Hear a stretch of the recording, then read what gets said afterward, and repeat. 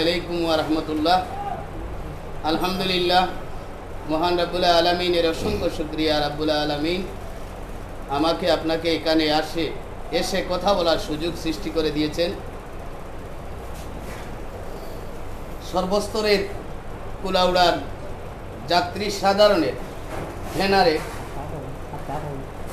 Bangladesh railway কর্তৃপক্ষের কাছে কুলাউড়া তথা সিলেটবাসীর ৮ দফা দাবি সাথে একাত্মতা পোষণ করছি এবং এই দাবির সাথে কুলাউড়াবাসী দীর্ঘদিন থেকে বঞ্চিত। নামকো আসতে এটাকে বলা হয় কুলাউড়া রেলওয়ে জংশন। অনেকেই বলেন এটাকে আধুনিকায়ন করা হয়েছে। আমি বলি আধুনিকতার ছোঁয়া লেগে নাই।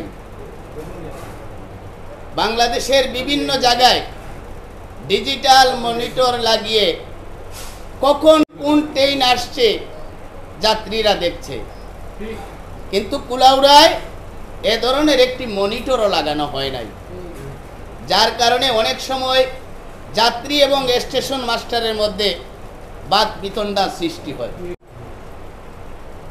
একটি রেলওয়ে জংশন যেখানে একটি জেনারেটর নেই, আর জেনারেটর না থাকার কারণে বিদ্যুৎ চলে গেলে অনেক যাত্রীকে অনেক সময় হয়রানি হতে হয়।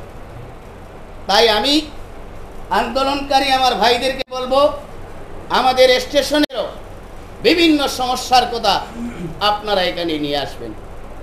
আমি আপনাদের এই দাবির সাথে একাত্মতা পোষণ করছি। কুলাউড়া জুড়ি বড়লেখা এবং রাজনগর মানুষের প্রাণের দাবি, আপনারা যে দাবিটুকু তুলেছেন, কুলাউড়ার ৫ লক্ষ মানুষের জন্য সামান্য কোটি আসন বরাদ্দ, তাহলে জুড়ি বড়লেখা বিয়ানীবাজার রাজনগরের মানুষের জন্য কি আছে?